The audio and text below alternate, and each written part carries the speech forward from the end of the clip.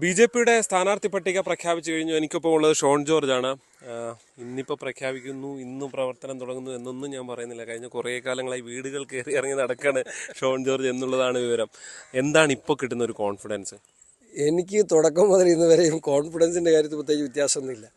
എനിക്ക് ജനങ്ങളെ കാണും തോറും കോൺഫിഡൻസ് കൂടുന്നൊരു മനുഷ്യനാണ്. എനിക്ക് ഏറ്റവും ഇഷ്ടമുള്ള ഒരു പരിപാടിയാണ്. എനിക്ക് ഇന്നത്തെ എൻ്റെ ഏറ്റവും വലിയ സന്തോഷം എന്ന് പറയുന്നത്, ഇന്ന് വരെ എനിക്ക് സ്ഥാനാർത്ഥിയാണെന്ന് പറയാനുള്ള ഞങ്ങളുടെ പാർട്ടിയുടെ സംവിധാനം അനുസരിച്ച് ഒരിക്കലും സ്ഥാനാർത്ഥി എന്ന് പറയാൻ പാടില്ല.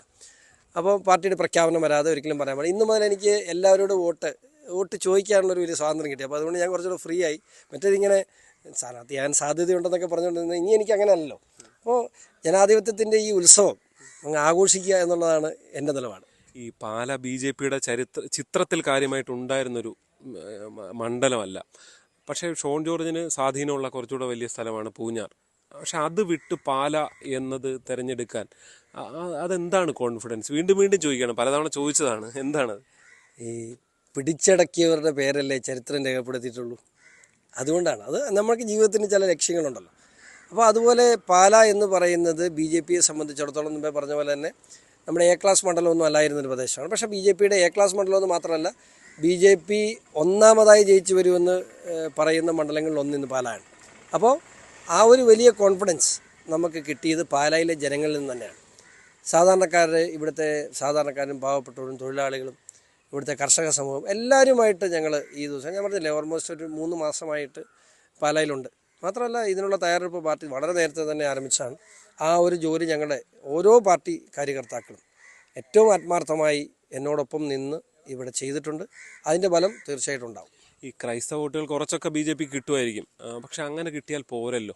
പാലയിൽ ജയിക്കണം എന്നുണ്ടെങ്കിൽ അതായത് പൊതുവെ അങ്ങനെ ക്രൈസ്തവ വോട്ട് ഞങ്ങൾക്ക് കിട്ടിയാൽ പുളിക്കുമോ? കുറച്ചൊക്കെ കിട്ടുമായിരിക്കും. ഇല്ലേ, കേരള കോൺഗ്രസിനും കോൺഗ്രസിനും തീരെഴുതി കൊടുത്തതാണോ?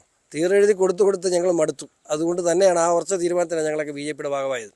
അതുകൊണ്ട് തന്നെ പാലായിലെ ക്രൈസ്തവ വോട്ടുകൾ മാത്രമല്ല, മറ്റ് ന്യൂനപക്ഷ വോട്ടുകളും എല്ലാം എങ്ങോട്ട് പോകുമെന്ന് നമുക്ക് റിസൾട്ട് വരുമ്പോൾ അറിയാം. ഈ പല സ്ഥാനാർത്ഥികളുമായിട്ടൊക്കെ അനൗപചാരികമായി സംസാരിക്കുമ്പോൾ അവർ പറയുന്നത് അപ്പനും മോനും ഒരുമിച്ച് ഇറങ്ങുന്നുണ്ട്.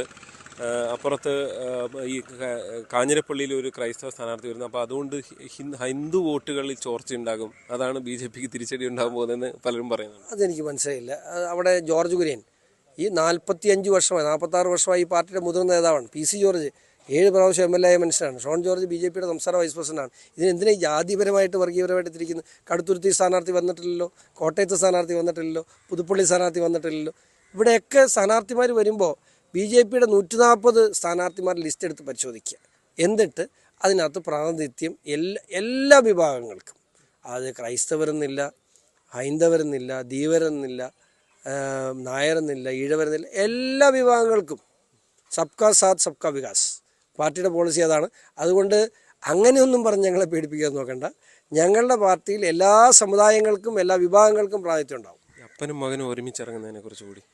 അപ്പനും മകനും അല്ലല്ലോ, അതിനുപരി അദ്ദേഹം പാർട്ടിയുടെ നാഷണൽ കൗൺസിൽ അംഗവും ഞാൻ പാർട്ടിയുടെ സംസ്ഥാന വൈസ് പ്രസിഡന്റാണ്. അപ്പനും മോനും എന്ന് പറയുന്നത് അത് പാർട്ടി അതറിയേണ്ട കാര്യമില്ല. ഞാൻ ഇതേ ചോദ്യം അങ്ങോട്ട് ചോദിച്ചാണ്. ഞങ്ങൾ രണ്ടുപേരും കൂടെ മത്സരിക്കുന്നത് അതൊരു അനൗചിത്യമല്ലേ, അല്ലെങ്കിൽ അത് ശരിയല്ലല്ലോ എന്നൊക്കെ ഞാൻ അങ്ങോട്ട് പാർട്ടിയോട് പറഞ്ഞു. അദ്ദേഹം പറഞ്ഞു, പപ്പായും പറഞ്ഞു, ഞങ്ങൾ രണ്ടുപേരും കൂടെ മത്സരിക്കേണ്ട, ആരെങ്കിലും ഒരാളെ തീരുമാനിക്കൂ, അതല്ലേ നല്ലതെന്ന് ചോദിച്ചപ്പോൾ പറഞ്ഞു, പാർട്ടിയെ സംബന്ധിച്ചിടത്തോളം വിജയസാധ്യതയുള്ള 2 സ്ഥാനാർത്ഥിമാർ, അത് രണ്ടുപേരും, ഒരാൾ പാർട്ടിയുടെ നാഷണൽ കൗൺസിൽ അംഗവും ഒരാൾ പാർട്ടിയുടെ സംസ്ഥാന വൈസ് പ്രസിഡന്റുമാണ്. പാർട്ടി പറയുന്നത് എന്തോ അത് കേൾക്കുക എന്നുള്ളതാണ് രണ്ടുപേരും അത്ഭുതമായ കടമ. അതുകൊണ്ട് മത്സരിക്കണം എന്നുള്ള നിർദ്ദേശം ഇവിടുന്ന് ആരും എഴുതി കൊടുത്തോ, ഞങ്ങൾ ആവശ്യപ്പെട്ടതല്ല. ആ നിർദ്ദേശം വന്നത് ഡൽഹിയിൽ നിന്നാണ്. ഏതൊക്കെ പഞ്ചായത്തിൽ മുന്നിൽ പോകാൻ കഴിയും ഷോണിന്? 12 പഞ്ചായത്തിലും പാലാ മുനിസിപ്പാലിറ്റിയിലും ഒരു പഞ്ചായത്തിൽ പോലും ഷോൺ ജോർജ് പുറകെ പോയില്ല, ബി.ജെ.പിയും പുറകെ പോയില്ല. അത്രയും കോൺഫിഡൻസ് ആണ്. 100%. ഞാനിത് ചുമ്മാ പറയുന്നില്ല. എനിക്കെന്നെ ഭ്രാന്തുണ്ടോ നിങ്ങളടുത്ത് പറഞ്ഞ്? ഞാൻ ഇതെല്ലാം റെക്കോർഡല്ലേ. നാളെ രാവിലെ ഇത് നിങ്ങൾ പറയല്ലേ അവിടെ ഷോൺ ജോർജ് അന്നത് പറഞ്ഞെന്ന്. ഇത് റെക്കോർഡറാണെന്ന് എനിക്ക് ബോധ്യമില്ലാത്തതാണ്. 25 വർഷമായിട്ട് രാഷ്ട്രീയമായിട്ട് നടക്കുന്ന ആളാണ് ഞാൻ. എനിക്ക് നല്ല ബോധ്യത്തിൻ്റെ അടിസ്ഥാനത്തിൽ പറയുകയാണ്, 12 പഞ്ചായത്തിലും പാലാ മുനിസിപ്പാലിറ്റിയിലും NDA സ്ഥാനാർത്ഥി ഷോൺ ജോർജ് ലീഡ് ചെയ്തിരിക്കും. ഈ പി.സി. ജോർജിൻ്റെ പൂഞ്ഞാറിലെ അവസ്ഥ എന്താകും ഇത്തവണ? പി.സി. ജോർജിൻ്റെ അവസ്ഥയെക്കുറിച്ച് എന്നേക്കാൾ നന്നായിട്ട് താങ്കൾക്കറിയാമല്ലോ. അത്രയും പഠിക്കുന്നതല്ലേ. പി.സി. ജോർജിനെ എന്തുകൊണ്ട് ബി.ജെ.പി സ്ഥാനാർത്ഥിയാക്കി? ബി.ജെ.പിയുടെ ഏറ്റവും വിജയസാധ്യതയുള്ള സ്ഥാനാർത്ഥി അദ്ദേഹമാണെന്നുള്ള ബോധ്യത്തിൻ്റെ അടിസ്ഥാനത്തിലാണ്. എന്തുകൊണ്ട് ജോർജ് കുര്യനെ സ്ഥാനാർത്ഥിയാക്കി? അദ്ദേഹമാണ് അവിടെ വിജയസാധ്യതയുള്ള ഏറ്റവും നല്ല സ്ഥാനാർത്ഥി. കാസർഗോഡ് എന്തുകൊണ്ട് മഞ്ചേശ്വരത്ത് കെ സുരേന്ദ്രൻ സ്ഥാനാർത്ഥിയായി? അദ്ദേഹമാണ് അവിടെ ഏറ്റവും മികച്ച സ്ഥാനാർത്ഥി. ശോഭ ചേച്ചി എന്തിനാണ് പാലക്കാട് സ്ഥാനാർത്ഥിയായത്?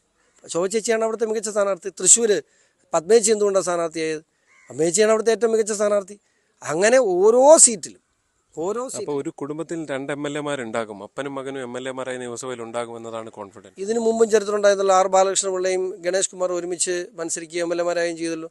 ഞങ്ങൾ രണ്ടുപേരും വളരെ കൃത്യമായ രാഷ്ട്രീയ പ്രവർത്തനം നടത്തുന്നവരാണ്.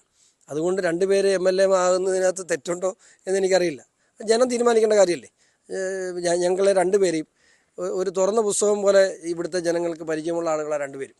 അവരെ ജനം വിലയിരുത്തട്ടെ. എന്തായാലും ഷോൺ ജോർജിൻ്റെ കോൺഫിഡൻസ് അതാണ്. അതായത് മുഴുവൻ പഞ്ചായത്തിലും നഗരസഭയിലും അടക്കം ഒന്നാമതെത്തും എന്നതാണ് ഷോൺ വ്യക്തമാക്കുന്നത്. എന്തായാലും എല്ലാ ആശംസകളും. തെരഞ്ഞെടുപ്പ് പ്രചരണത്തിലേക്ക് വളരെ വേഗത്തിൽ ഷോൺ കടക്കുകയാണ്. പാലായിൽ നിന്ന് ജി ശ്രീജിത്ത്, ന്യൂസ് 18.